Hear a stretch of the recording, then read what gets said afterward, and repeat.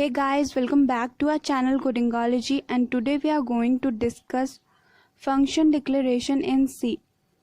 We have already discussed what is function and types of function in C in our last video.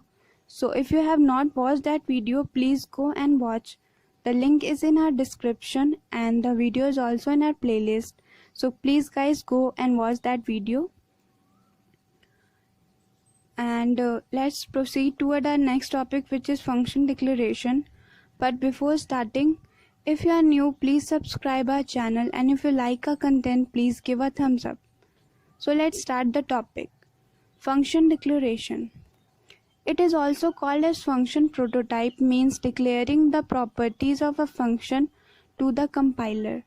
So when we declare the property of a function to the compiler, this process is known as function declaration. Let's try to understand what is function declaration with the help of an example. So here is the example: int fun, int and char, then semicolon. So this int is return type of function. It means the function will return us the value in the form of integer. Then we have fun, the name of the function. We can give any name like add, sum, multiply, division, anything you want.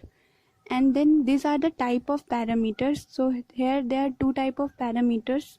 First is integer and second is character. So this is the function declaration. I hope you understand what is function declaration. Let's move to the next topic, that is function definition. So in function definition, we will see how function works. So we have declared a function int add int comma int. So here this is the return type of function. This is the name of the function add, and this is the type of parameter, which is same here. Both are integers, and then a semicolon. So guys, please note, it is very important to use semicolon after declaring a function. It is very important to use semicolon. And this is the main function, int main.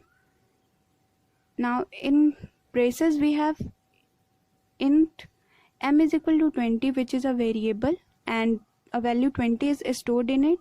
N is equal to 30 is also a variable, and a value 30 is stored in it. And sum is another variable to store the sum of both the variables.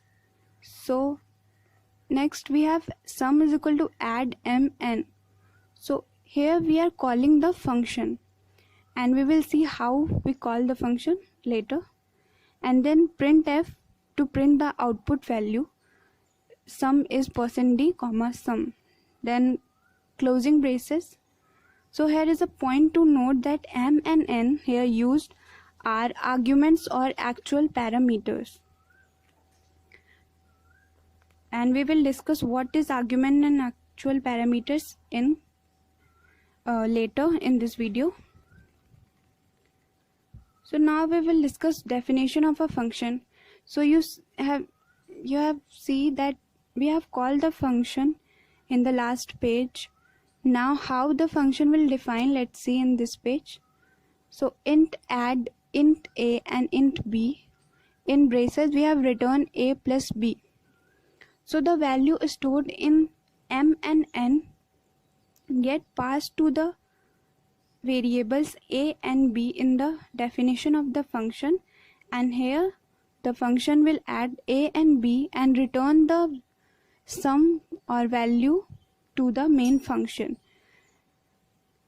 So here a and b are the parameters. So the variable used in declaration and definition of the function are known as parameters, and the actual value of parameter that gets passed to the function are known as argument. So here m and n are the actual parameters or arguments, and the a and b are the parameters or formal parameters, because the value of m and n get passed to a and b. As we can see, a stored the value 20 and b stored the value 30, and this function will add both the value and give 50 to the main function.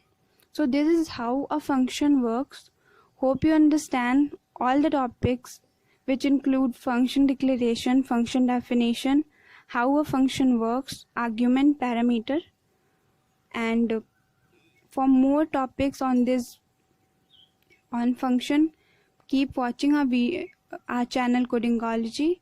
Keep supporting us, keep loving us. Give your reviews in our comment box. All the best.